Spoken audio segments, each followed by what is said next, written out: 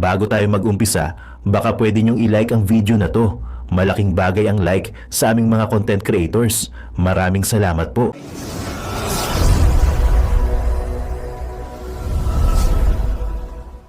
Ano ba? Tay, ulit na tay. Nagko na kang buhaya tay. Pangkaunan nyo nga tay. Ikaw ulit. Malak siya maguba din ng Pilipinas. Tungod sa BBM. Ang bagay may lanang mga kurakot kay di makagulit. Ulit na lagi. Ako mga kareaksyon, parang delikado po ang buhay ni Congressman Mike Defensor sa loob ng kulungan mga kareaksyon. Seryoso po ito. 2 beses na daw pong ni-raid. Ito po, pakinggan po natin mga kareaksyon, panoorin po ninyo itong tagpo na ito. Pag-pray po natin si Senator Mike Defensor, former Congressman, si Senator Dante Marcoleta at ang kanilang mga kasamaan mga kareaksyon. Grabe po nangyayari ngayon. Grabe po. Nakita ko ngayon. Grabe oh. Mukha yung ginagawa mo eh. 2 beses na kami ni-raid ng BJMP. Sir, bawal po. Bawal, sir. Ghost Mat Dam, yung Ghost Project, wala pa rin. Di ba? Mga kareaksyon, hindi na po siya nare-respeto mga kareaksyon. Siguro grabe po ang utos sa kanila mga kareaksyon. 2 beses na daw po silang ni-raid ng BJMP. Bakit ni-raid yan? Baka magtatanim ng kung ano mga kareaksyon ha. Grabe po. Baka kung magtatanim ng kahit ano. Pinunyag ni dating Congressman Mike Defensor Grabe. na 2 beses nang ni-raid ng Bureau of Jail Management and Penology o BJMP Grabe. ang kanilang detention cells sa New Quezon City Jail sa Grabe Payatas. po to. Depensa ng BJMP, isang Greyhound operation ang kanilang ginawa para maiwasan ang posibleng pagpasok ng mga kontrabando. Grabe. Si TJ Mendoza sa detalye. Anong pagpasok ng kontrabando kay Congressman Mike Defensor? Anong tingin dyan? Bangag? Adik katulad ni Bongbong? Ako. Grabe naman kayo. Dismayado si dating Congressman Mike Defensor na ang tila hindi ito payagan ng ilang BJMP personnel Yan, na binubugo. magsalita sa media. Halos magkatensyon pa nga kanina sa Sandigan Bayan. 2 beses na kami ni-raid ng BJMP. Nangyari yan pagkatapos ng pre-trial sa kasong plunder Grabe. at paglabag sa PD46 na kinahaharap nila kasama si Senator Dante Marcoleta at mga negosyanteng sina Joseph Espiritu at Aristotle Viray dahil sumano'y undisclosed 75 million pesos campaign donations. Tinanong ng Net25 News ang Bureau of Jail and Penology o ang BJMP sa alegasyon ni Defensor ukol sa raid. Sagot ng BJMP, Greyhound operation lang ang ginawa nila o yung random na pag-check sa mga Grabe. selda para iwas kontrabando. Sinusunod din daw ng BJMP ang mga protocol para sa media. Sa kanilang rules kasi, makakapagsalita lang ang isang persons deprived of liberty o yung PDL sa media kung may permiso sa korte o otorisasyon mula sa BJMP. Samantala sa September 3 na nakatakda sa Sandigan Bayan 3rd Division ang bail hearing nila Defensor, Viray, Espiritu at ni Senator Marcoleta. No. Ayon sa Anti-Graft Court, 8 testigo ang hihaharap ng prosekusyon laban sa mga akusado. Sa Lunes, August 17 naman isusumit na ng prosekusyon ang lista ng kanilang testigo maging ang schedule ng kanilang pagharap sa Sandigan Bayan. Grabe po ito. TJ Mendoza. Ano, Para umaasa sa po Bataan. kayo na makakapagpiansa si Senador Dante Marcoleta dito mga kareaksyon. Pag-comment po sa comment section. Sana naman makapagpiansa. Pero ayaw ko pong bigay ang aking honest opinion o reaction sa pagkakataong ito. Kasi ayaw ko pong madismaya kayo. Hintayin na lang po natin yung araw na yon. Sana mali ako. Sana ako'y 100% na mali ang aking pananaw dito sa sitwasyon na ito. Ayaw ko pong sabihin sa inyo pero hintayin po natin, hintayin natin. Nawa ay makalabas para naman magkaroon ng konting pag-asa o silip man lang ng liwanag sa ating sitwasyon ngayon. Lalong-lalo na po sa sitwasyon ni VP Sara Duterte. Anyway mga kareaksyon, simulan na po natin ang ating napakagandang reaction video na ito.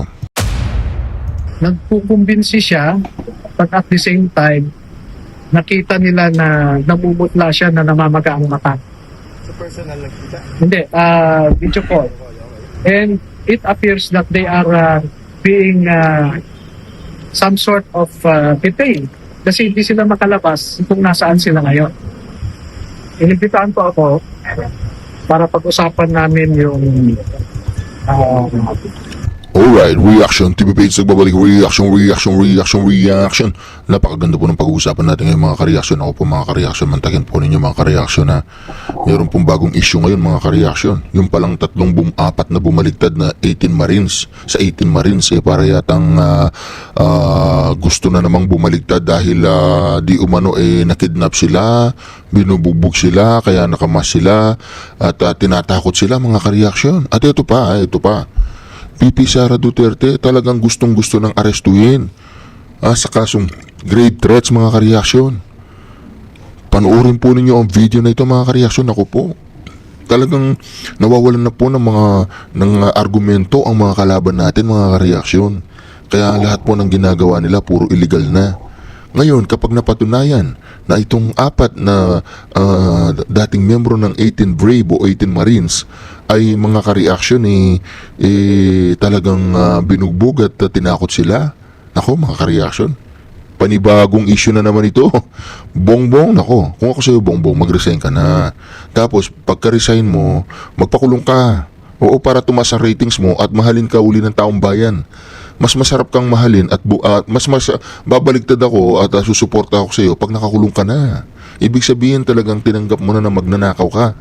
Ito at alam ko hindi mo tatanggapin na magnanakaw ka, pero unang nalaki ka sa nakaw, tatay mo, nanay mo convicted, lalo na nanay mo hindi pinakulong ng Pangulong Rodrigo Duterte. Pero sigurado ikaw pakukulong ka ni Sara Duterte pag nagkataon hindi mo na pigilan ang pagtakbo niya sa presidente, 100% kulong ka.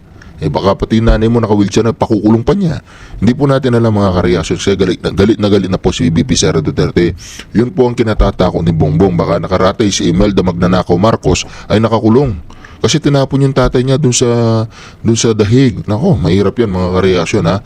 Ito, pakinggan po natin ito mga kareaksyon. Malupit po ito. Atty. Baligot, pasok. nagkukumbinsi siya, but at the same time, nakita nila na namumutla siya na namamaga ang mata.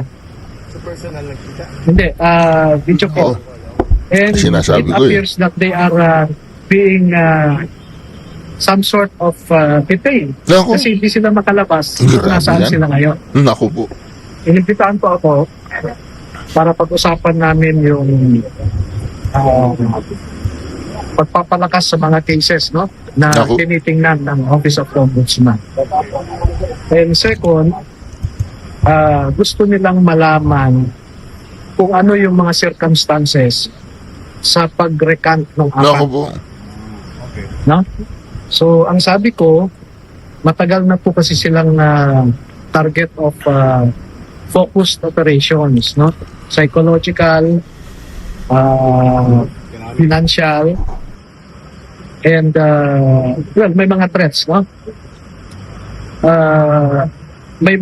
Ginagamit kasi nila yung barangay officials, may nagpapanggap, hindi ko alam kung totoo, o na NBI, na kinikase yung bahay.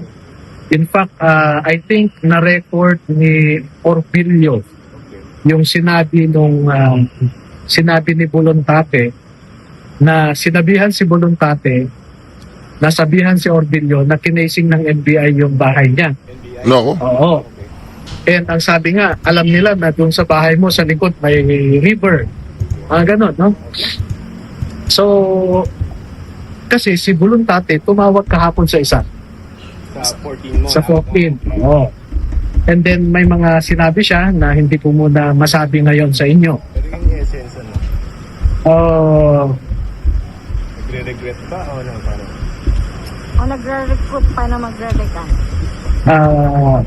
Mixed Nagkukumbinsi siya, but at the same time, nakita nila na namumutla siya na namamaga ang mata.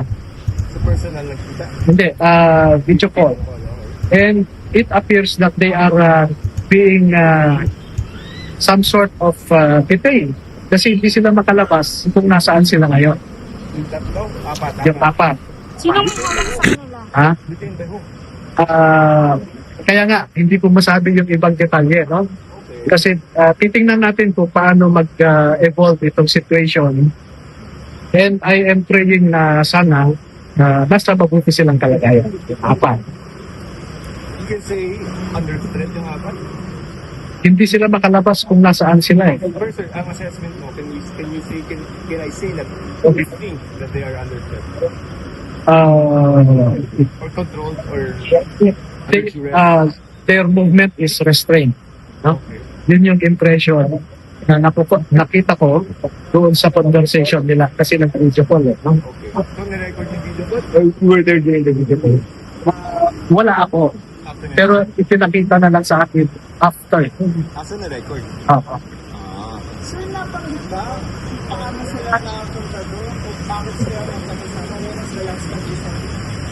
Actually, the very night before nag-press con sila, nagpaalam sila sa akin. Actually, matagal na yung sinasabi nila sa akin to. Sabi ko, hindi ko kayo pipigilan. Kung ano sa tingin niyo yung tama. Ako, mga ka-reaction na. Ibang istorya na naman ito, mga ka-reaction ha. Mantakin po ninyo yan ha. Ibang kaso na naman nakaharapin ng mga tumarantado dito sa 18 Maris. Ako po. Kung ano sa tingin niyo yung makakatulong sa inyo, go ahead, sabi ko sa kanila. Pero walang sisihan later, sabi ko lang. Ito ba? Nagsisisi ba yung apat na? I'm not sure.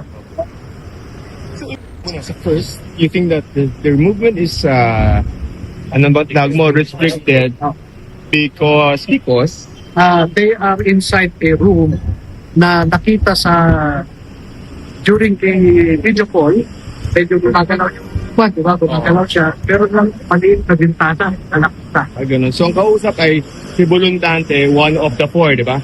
Sino kausap ang sa side niya? Hill, nabigat. Nabidad. Okay. So, okay. Kasama po silang apat dun sa room na yun or isa lang? During the conversation, si Bulontate lang ang kausap. Hindi niya nakita yung How do you know na magkakasama yung apat? In one di ba in-interview sila? Sa hotel yun eh. Ano? Kasama sila. I'm talking about the phone call between Boluntante and Navidad. How did we know, sir, na at that point that they were talking sa video call, yung tatlo kasama ni Boluntante are confined in a space? Ang sinabi ko ay during the conversation, ang nakita lang si Bulontate. Okay. So, ang restricted sino, sir? Based sa nakita ko, Bulontate lang kasi hindi ko nakita yung tatlo eh. Okay. So, ang sabihin namin, ang restricted movement, Boluntante lang. Tama? Oo, kasi siya lang ang nakita eh. So, sa second aspect, the ombudsman is still interested in, not naman, for lack of a better term, no, using some of the knowledge of the 14 others? Of course, oo. Kasi 5 yan ang naiwan, 3 yung nag-recant, no, of the 8. Of the 8, yes. But when these 8 were interviewed individually, may kasama sila na hindi kasama sa nagpirma, no? Okay. Alam mo sa kanila body.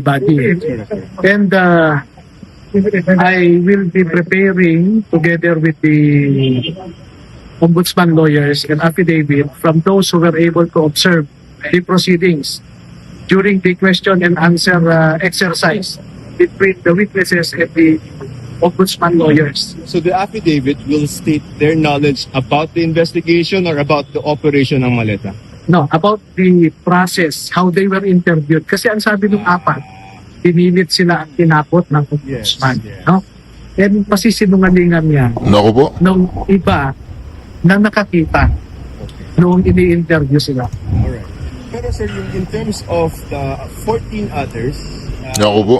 na may alam ng operation ng maleta, gagamitin doon pa sila ng ombudsman? May ganun bang intention? According to... Hindi ko masagot yan, sila ang makakasagot niyan. But I want to emphasize that yung 18, lahat ng Naku 18 po. naman, sumama sila sa deliveries eh. Okay. Kaya sila nag-join affidavit. Kasi lahat ng na-deliveran na yan, halos magkakasama sila. So yun din pala yung question ko before pa kasi di ba ang alam namin, ang inasahan namin all 18 paparado yan kukunan ng isa-isa but we stopped at 8. Paano niyo ba pinili? Ang ombudsman ang pumili. Ang sabi nila, pwede bang kausapin namin si Mr. Taberdo sa araw na ito? Sige, pinapunta ko. Si Bulontate sa ganitong araw. So isa-isa yon. Nakaupan na yun, sir. Oo, upan. So, individual. Sino yung namili nun? Oh, ombudsman. How did they select? How do you know? I think randomly. Oo.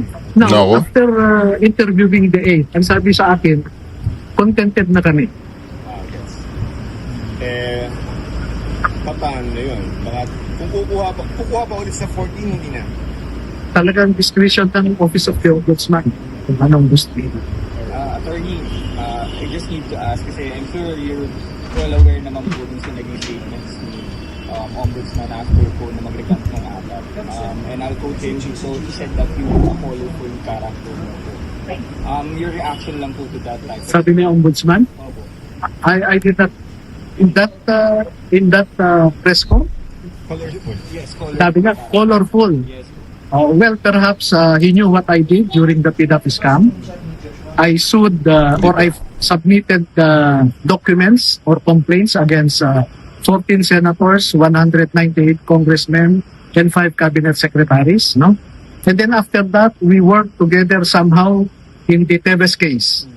So, you know, when I heard several complaints from people of Negros Occidental about the alleged abuses of the Tevez group, no? Every month namamasyal ako sa Negros noon. Grabe to ah. validate. Grabe yan. Kasi walang masumbungan yung mga tao doon eh. Sabi ko nga, yung isang bata na na-rape, no? Dapat senador to, no? So, during that time, yung mga witnesses ko, ang nagbibigay ng targets for search warrants Nako. na in-implement or in-applyan ng CIDG and in-execute ng CIDG. No? Kasi nakuha ko yung group, isang group, okay. 4 kasi yan na hit group ni Tevez eh. Nako. Former Army, former Marines, former NPA, cadres, and locals. So doon sa locals, nakuha ko yung leaders nila. At may listahan nga ako dyan, 2.5 pages ng listahan ng mga hitmen. No? At sarili kong yun, effort. Walang tulong ang security forces natin. So in that context, perhaps, no, the Ombudsman saying that I am, what did he describe me? A colorful character, yes. So if he is restricted, he's restricted by whom and why? Nako. No. Okay. Your theory. Well, I think the Ombudsman has his theory. Nasabi na niya sa iyo. Pero ako, I have mine but I'd rather not say it in public. Why not? Sorry, joke lang.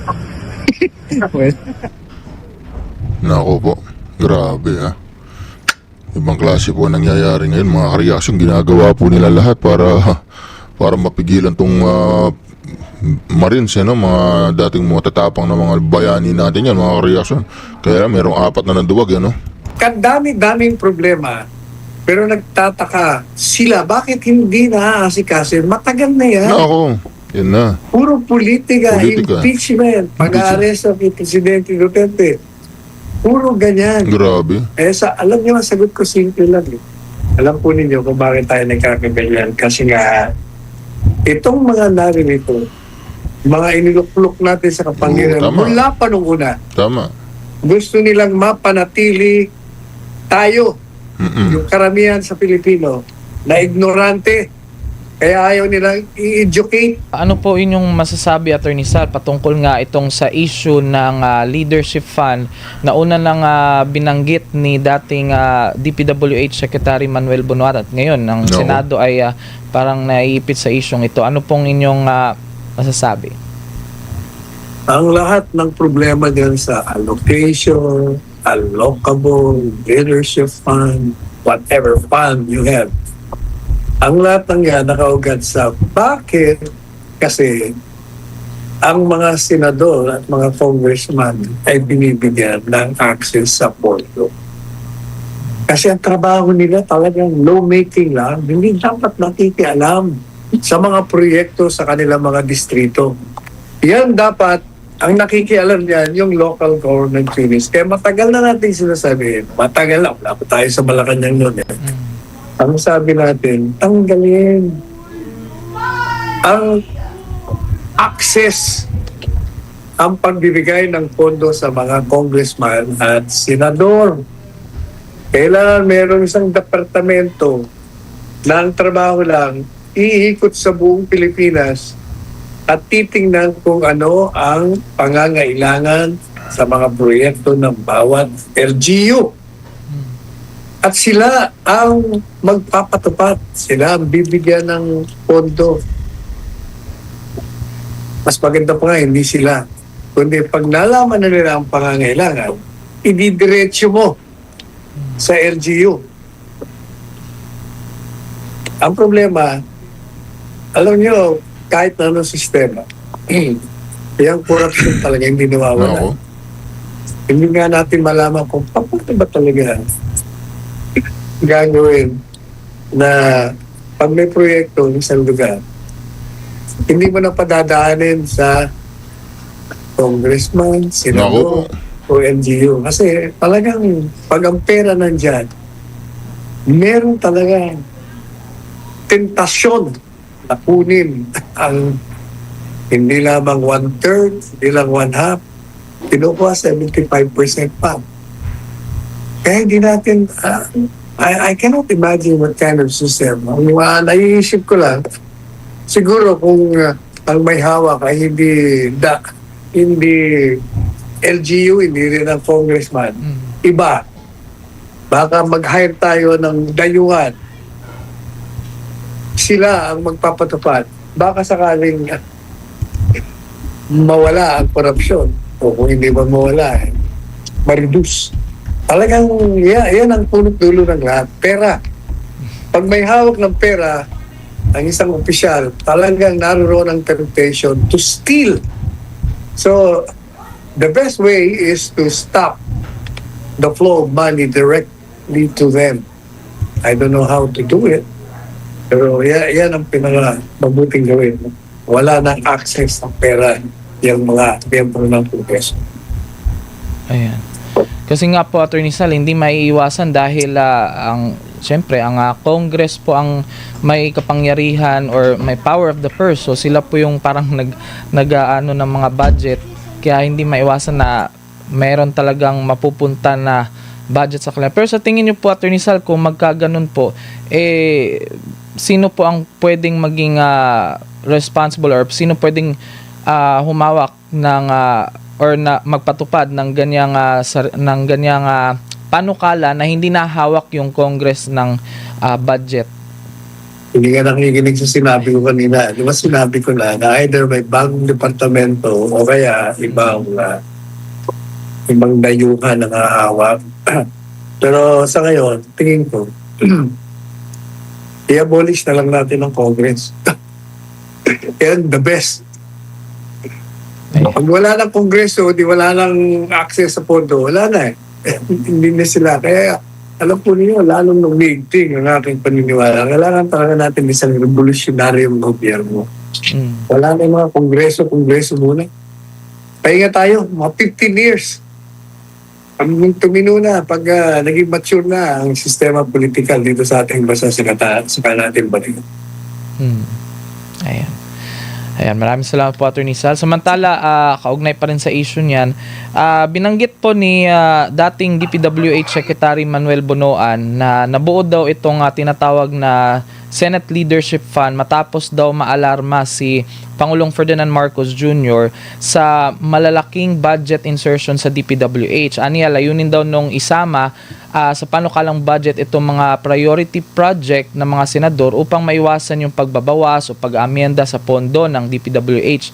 Noong 2023, Attorney Sal, sinabi ni Bonoan na halos 88% o 62.77 billion pesos ng pondo para sa foreign assisted projects ang nabawasan at ang mga ito kasama nga ng ibang dagdag na alokasyon ay naging bahagi ng libo-libong inserted projects. Gayunman, aminado pa rin si Bonoan na hindi naging matagumpay itong itong sistema Grabe. dahil nga nagpapatuloy pa rin yung mga Naku. budget insertions nung Patuloy pa rin. 2024 at nung 2025. Naku At po. batay sa affidavit niya, umabot sa 13.29 billion pesos yung Senate Leadership Fund noong 2024 at humigit kumulang 21 billion Naku po. pesos noong 2025. At may minimum na 500 million umano para sa bawat senador habang hindi bababa sa 1 bilyon ang para sa Senate President at mga pangunahing committee chairperson. Sa kabila ng layuning nga maiwasan yung insertions, lumalaki pa rin daw yung mga dagdag sa proyekto ng budget. Pero ang nakapagtataka nito, Attorney Sal, sa panig naman po ng Malacanang, sinabi na walang alam daw si Pangulong Ferdinand Marcos Jr. sa umano'y 24 bilyong leadership fund na inilaan sa DPWH para sa mga senador. Dahil ayon kay Palace Press Officer Claire Castro, kung alam daw ng Pangulo itong naturang sistema ay hindi niya ito papayagan, aniya magiging or maaring palihim na ginawa itong mga kasunduan at maging si kasalukuyang DPWH Secretary Vince Dizon ay wala daw kaalaman dito. Sa testimonya naman, or balikan po natin yung testimonya ni or sa sinabi ni dating Secretary Manuel Bonoan na yun nga ay sinabi niya na ito'y ginawang sistema ng administrasyon para nga maiwasan itong mga insertion sa ibang ahensya, lalo na sa DPWH, Attorney Sal.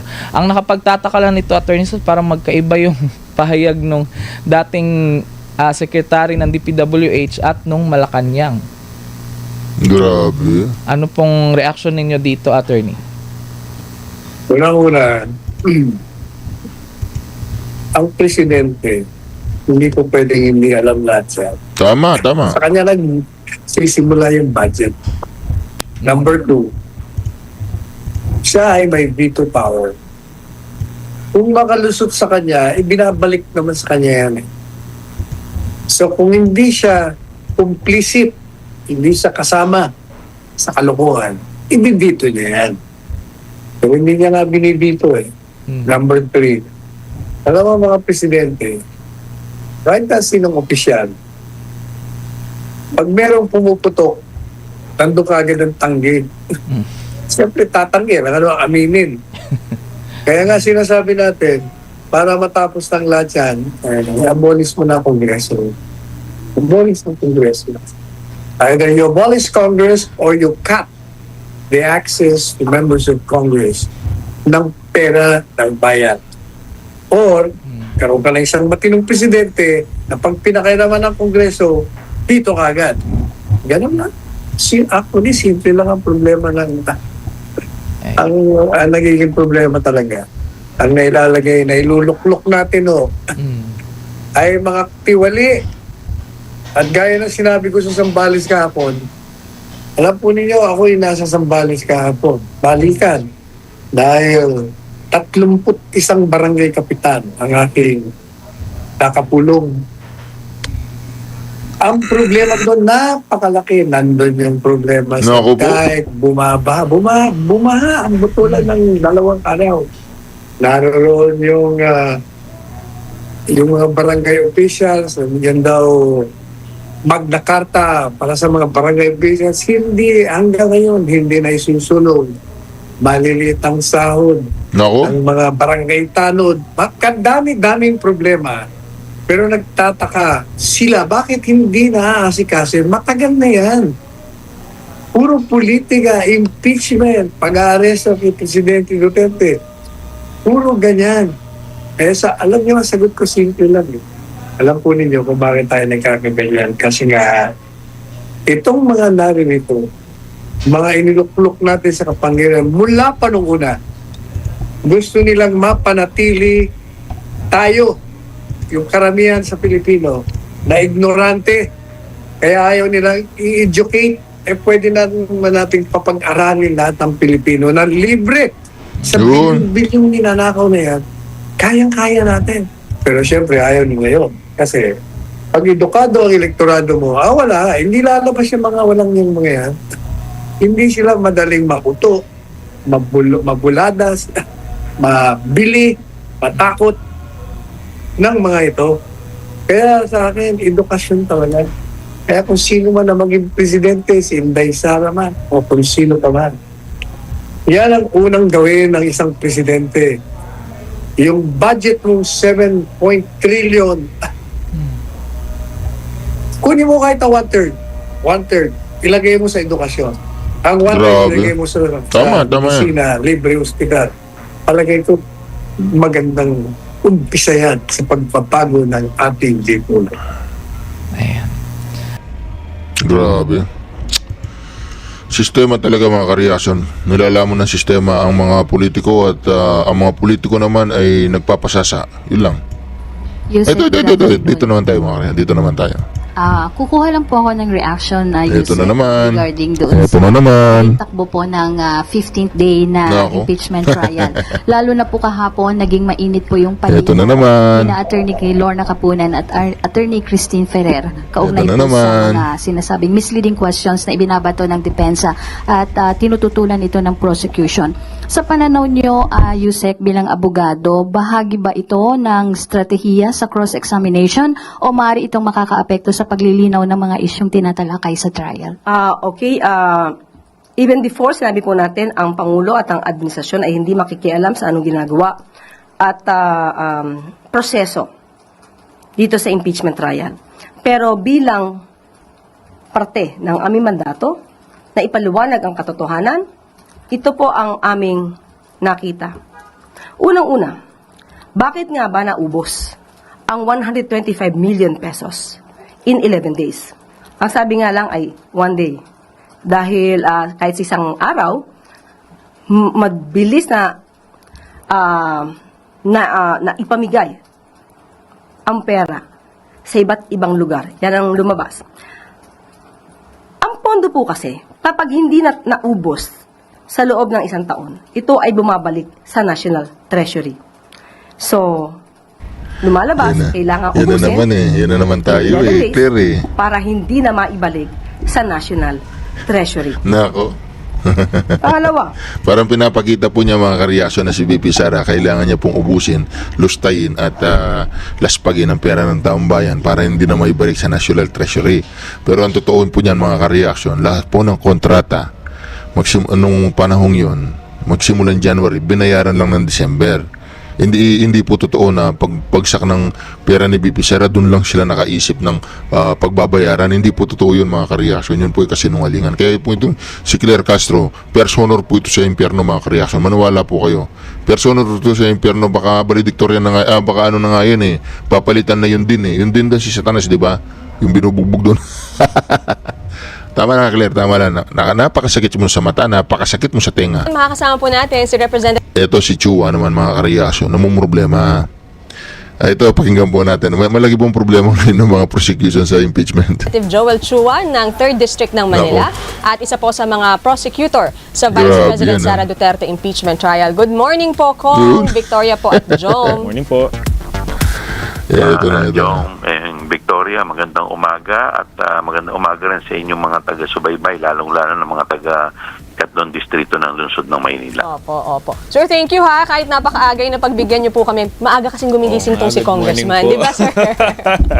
Hindi na makapagkakatulog yan. Ano ba naman kayo? Wala pang tulog yan. Salamat po. Actually, nagatid ako sa anak ko kaya kanina pa akong 4 o'clock. May pasok po. May pasok po ba? Magbo-board exam. Ay, nako. Good luck po sa lahat ng mga magbo-board exam. Good luck po sa inyong anak. Kung bali, ito nga po, yung pinag-uusapan namin ni Jom na sinabi ni Presiding Officer Cheese Escudero, maglalabas siya ng ruling. Tungkol nga daw dun sa mga di umano ay lumabag sa sub judice rule. Kasi pinag-uusapan gag-order po yan. yung merits nung trial. Yung prosecution team po ba, do you feel alluded to dito po sa pahayag ni Presiding Officer? Well, sinabi naman niya na parang pagkakaintindi ko both parties, no? Pero sa aking paniniwala, sana bigyan ng flexibility ang ating prosecution tsaka yung defense dahil itong usapin dito ay imbued ito with public interest. Tama. Kaya siguro nararapat lamang na yung mga kababayan natin ay maunawaan kung ano talaga ang nangyayari sa loob ng impeachment trial. Grabe. At sa aking paniniwala, wala naman talaga makakapagpaliwanag niyan kundi yung mga member ng prosecution. Tama na, Chua, loko. Ang ginagawa kasi ninyo, yung naratibo, yung chismis, yung parang yung taong bayan, kung ano ang pagsasabi ninyo sa taong bayan, ay paniniwalaan. Mali yan, Chua. Magsalita kayo sa korte, wag dyan sa may mga media-media na yan. Katulad yung ginagawa mo ngayon, no? Di ba? Problema yan. Sa ayaw at sa gusto ng mga pinklawan, mga dilawan at mga kakaalyado ni Pangulong Marcos, mukhang destined si Vice President Inday Sara na maging susunod na Pangulo ng ating bansa. At hari nawa. Masakit sa pandinig ni Bongbong tong si Banayo ngayon, mga ka-reaction. Alam niyo si Banayo, malaki po ang partisipasyon niyan nung naging presidente si Pangulong Duterte. Ngayon, mga ka-reaction, si Banayo, para bagang ang tono niya ay wala kayong magagawa dyan. Destiny yan. Ay gawin niya ang mga kailangan gawin para ma-reforma ng todo-todo itong ating bansa. Magkaroon ng reset. Wika nga, ayusin na talaga sapagkat napakabulok na ng sistemang umiiral sa politika. Meron silang ibang hinahanap pero nakapagsumite ang opisina ng pangalawang Pangulo at ang DepEd. Pero sa interpretasyon ng COA, nakukulangan lang sila. So makikita na ba na hinahype lang noon at hanggang ngayon parang merong pilit pero pag hihimayin mo, hindi naman pala ganun ka-hype talaga, Ginong Lito. Tama ka dyan, Admar. Ano? In fact, pangatlong beses na ito, kung matatandaan natin, nagkaroon na ng mga napakahabang hearings sa Public Accountability Committee ng House of Representatives noong 2024, pagkatapos nung binaliwala ng Supreme Court yung unang attempt sa impeachment ng 2025, ay nag-umpisa naman ng Justice Committee ng House na yung pa rin kung ano yung mga paratang noon, inulit na naman. Kaya ngayon, pangatlong paratang na, no, lumilitaw na talagang political persecution ito. No? Pangalawa, mismong si Senator Ping Lacson halimbawa, mismong siya ang nagsabi na wala naman pala mga security clearance itong mga examiner, wika nga, ng COA, no? Dito sa punto ng confidential and intelligence funds. So therefore, hindi nila naiintindihan yung talagang purpose ng confidential and intelligence funds, ang paggamit nito. So ang kanila parang parang paper parang accountant, yung accountant na tinitingnan lang, medyo mali ito. Pero hindi naiintindihan yung talagang dahilan kung bakit nagbibigay ang pamahalaan ng confidential and intelligence funds sa ilang mga ahensya, kasama na ang DepEd at ang Office of the Vice President. At pangatlo, Admar, para sa ordinaryong mamamayan, palagi kasi yung mga nagsusuri na mga sabihin na nating mga politically inclined, no? Yung mga nagsusuri, naghahanap yan ng kung ano-anong butas. Pero yung ordinaryong mamamayan na ngayon ay binabagabag nitong patuloy na lumulubog na ang halos 4 na milyong Pilipino sa baha, ang laging sumasariwa sa kanilang isipan, napakaliit naman pala nitong tinatanong, iniimbestigahan dito kay Vice President Inday Sara na hanggang sa ngayon ay hindi naman nila mabigyan ng linaw na tunay, samantalang napakalinaw sa pananaw ng lahat ng tao ang trilyong piso, bilyon-bilyon, daang bilyong piso na winaldas dito sa mga flood control projects at iba't iba pang mga corruption scandals dito sa pamahalaan. So, para sa ordinaryong mamamayan tuloy, ang nangyayari, bakit ninyo pine-persecute itong aming Vice President samantalang kayo mismo mga prosecutors, yung mga congressmen na nando doon, sila mismo yung kanilang mga distrito ang siyang binabaha ngayon at sila mismo ang siyang di umano ay kasangkot doon sa paglilipat ng pondo ng bayan para sa mga anomalous projects kasabwat ng DPWH. So, ganun ang tingin ng taong bayan Opo. Parang dragging na ba masyado, Sir Lito? Kasi naririnig na natin mula noon tapos malalaman, yun lang pala. Parang mas may matinding problema pa tayo yung na buksan na tungkol sa flood control project. Parang minumulto ang kasalukuyang gobyerno every now and then 2024 ata kung dito ako nagkakamali na pinagmalaki ng gobyerno natin. May 5,500 hanggang sa finact check ng kalikasan, kaliwat ka ng baha 2025. Narinig natin yung mahiya naman kayo, at hanggang sa kasalukuyan patuloy pa rin nangyayari ito. So kumbaga natatabunan na itong mga issue na na-erase laban kay pangalawang Pangulo, lalo na ngayon na unti-unting nabubuksan yung ayun lang pala, Sir Lito. Precisely, Admar, no? Wika ko nga samantalang lumulubog sa baha ang napakaraming mga Pilipino, tayong lahat ay we're drowning in debt, no? Tayo'y paano ba tawag doon? Ano ba drowning sa lubog or pagkalunod? Lubog na rin tayo sa utang, di ba? Dahil nga dito sa sobrang katiwalian na ito, lumalabas ngayon halimbawa ang sa darating na taon o itong taong ito, no? Hanggang sa darating na taon, ang ating palang uutangin ay nasa 3.2 trillion pesos na naman para lamang matabunan yung mga utang din dati. Yung utang din natin dati na umaabot na sa 19.5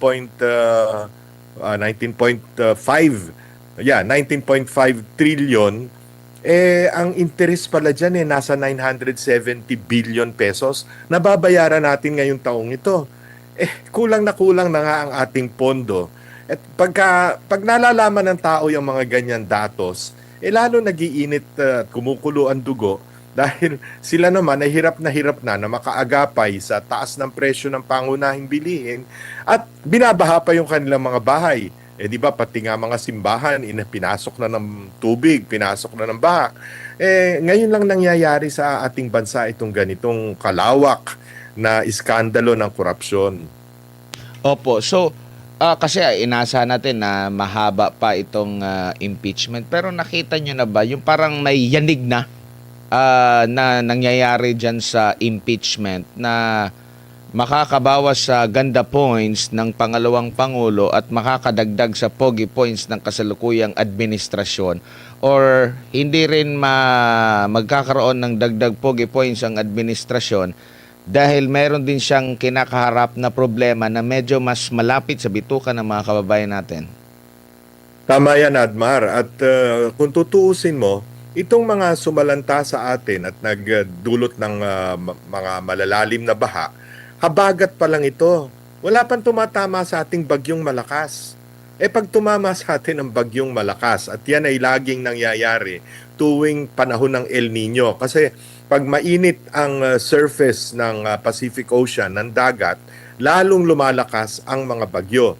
Pasalamat nga tayo at lumilihis sa atin at pumupunta sa Japan o sa China. Pero pagka tayo'y tinamaan na ng talagang malalakas na bagyo, ay kawawang-kawawa ang ating taong bayan dahil hindi lamang baha ang aabutin nila, kundi lilipa rin ang kanilang mga bubong ng kanilang mga bahay at ang kanilang mga pananim ay masasalanta ng todo-todo. That will create a major economic crisis, no?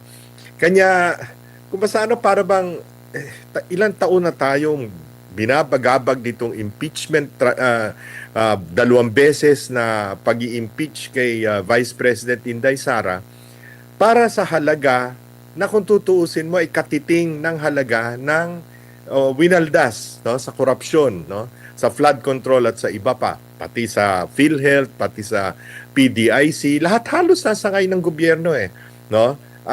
Pero nakatuon ng pansin ng ating mga politiko dito lamang sa impeachment trial, samantalang talagang ang taong bayan hindi na malaman kung paano kakainin sa kinagabihan o sa susunod na araw, no? Kaya sa tingin ko, sa aking pananaw, no, sa malaot madali, lalo lamang na bababa ang approval rating ng kasalukuyang administrasyon at lalo namang gaganda o tataas ang public approval at lalong-lalo na yung tiwala, yung trust rating na mas importante sa ating pangalawang Pangulo.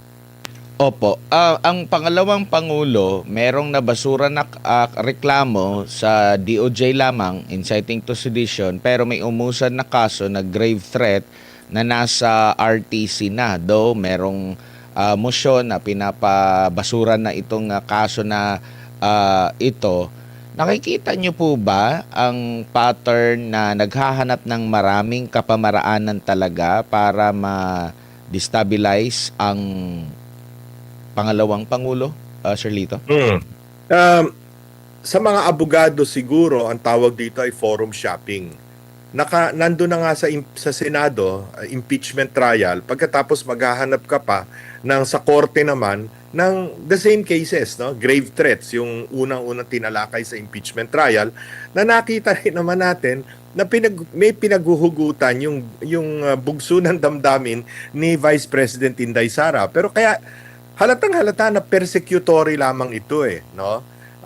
Kaya lalo lamang na-turn off, lalo lamang nagagalit ang taong bayan sapagkat malinaw na lisya, maling-mali ang ginagawa laban kay Vice President Inday Sara sa paghangad lamang na mawala siya sa politika ng 2028. Takot na takot sila dahil hanggang sa ngayon patuloy na malakas ang survey ratings, no? Ang public approval, performance approval at trust rating ni Vice President Inday Sara. Opo. Nakikita nyo rin po ba sa 2028? Alam natin kung ang nai-imagine siguro ng ating mga kababayan pag ang Duterte ang nanalo sa 2028, yan yung kinatatakutan ng kasalukuyang administrasyon kasi isipin talaga nila mababalikan sila. Pag hindi naman si BP Sara Duterte ang manalo, safe na ba ang Marcos administration? Safe na ba si PBBM? Kasi nang nakita natin na medyo kaalyado niya ngayon, yan yung mga katunggali din niya dati na nagkaroon ng sila yung nagkaroon ng uniteam. Yung uniteam dati nawala na. Sinusuka. Opo. Yan yung mga sinusukat dati na ngayon kinakain na naman nilang muli, no? It's very funny, no? Kaya nga lagi kong sinasabi doon sa mga kaibigan kong dilawan, na tandaan nyo nga kailan ba namatay at sino ba nagpapatay kay Ninoy Aquino, no? Anong karapatan meron? Ano pumasok sa isip ninyo at nakikipagkontsabahan ngayon kayo dito sa administrasyon ni BBM, no? Kaya nakikita yan ng taong bayan, malinaw sa kanila na para bang itong mga ito sa paghahangad lamang na makabalik sa kapangyarihan ay gagawin ng lahat, no? Kaya nga yung Ama naming Diyos na makapangyarihan sa lahat, salamat po sa iyong pagmamahal na hindi nagmamaliw. Sa gitna ng kaguluhan sa aming bansa, turuan niyo po kaming magtiwala sa iyong hustisya at hindi sa hustisya ng tao. Linisin niyo po ang aming mga puso at ituro niyo po ang tamang daan ng katotohanan at pag-ibig. Tulungan niyo po kaming maging ilaw sa gitna ng dilim at ipakita sa mundo na may pag-asa pa sa pangalan ng aming Panginoon Hesus. Salamat po sa pag-ibig po ninyo at salamat sa pagdinig ng aming mga panalangin at iligtas niyo po kami. Sa pangalawa po ninyong pagparito at patawarin po kami sa lahat ng aming mga pagkukulang at pagkakasala sapagkat ito po ang aming samutiling sa matamis na pangalan ng aming Panginoon Hesus. Amen. Sa lumang silid, mag-isa kang tahimik.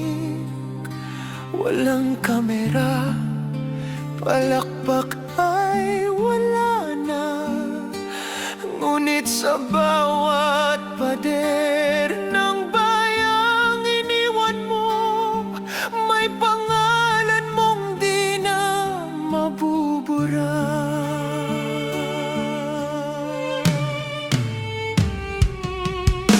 Minsan kang naging balikat ng mahihina, kalaban ng takot, kakampi ng masa.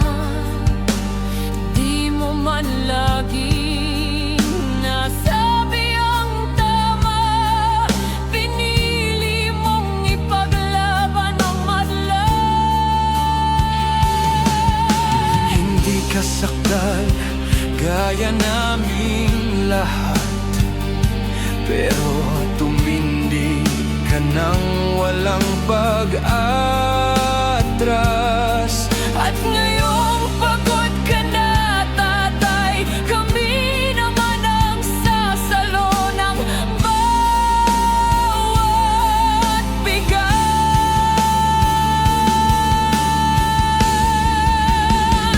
Hanggang sa dulo, ikaw ay mahal. Kahit papagod na ang iyong katawan. Tatay, salamat sa iyong paglaban. Ngayon, kami naman hanggang sa dulo. Di ka namin iiwan. Ang kwento mo'y dala ng bayan.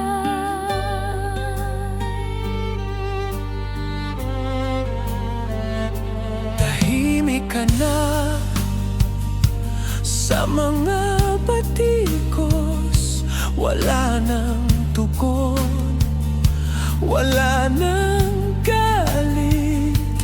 Pero sa mata ng mga maralita, naroon pa rin ang tapat mong alaala.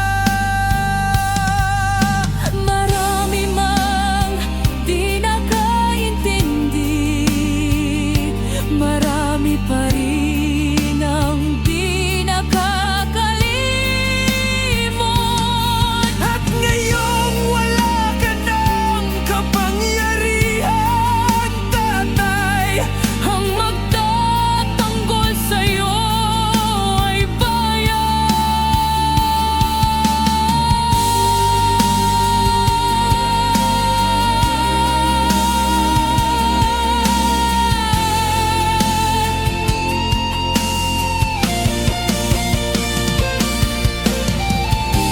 hindi ka nag-iisa kahit ngayon.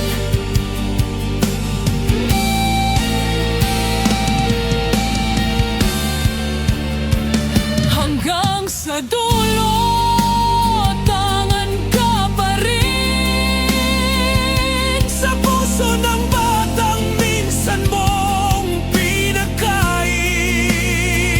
Hanggang sa dulo, di ka nag-iisa. Ang dasal ng bayan ay sa'yo pa rin. Katay, kami naman ang lalaban sa ngalan mo, sa alaala mo. Hanggang sa dulo, dalangin ka ng puso ng masa.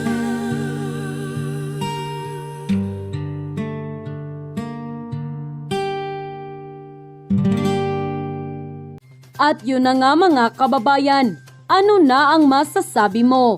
Kung mayroon kayong hinaing at komento patungkol sa balitang ito, please comment down below. Pag-uusapan natin yan sa comment section.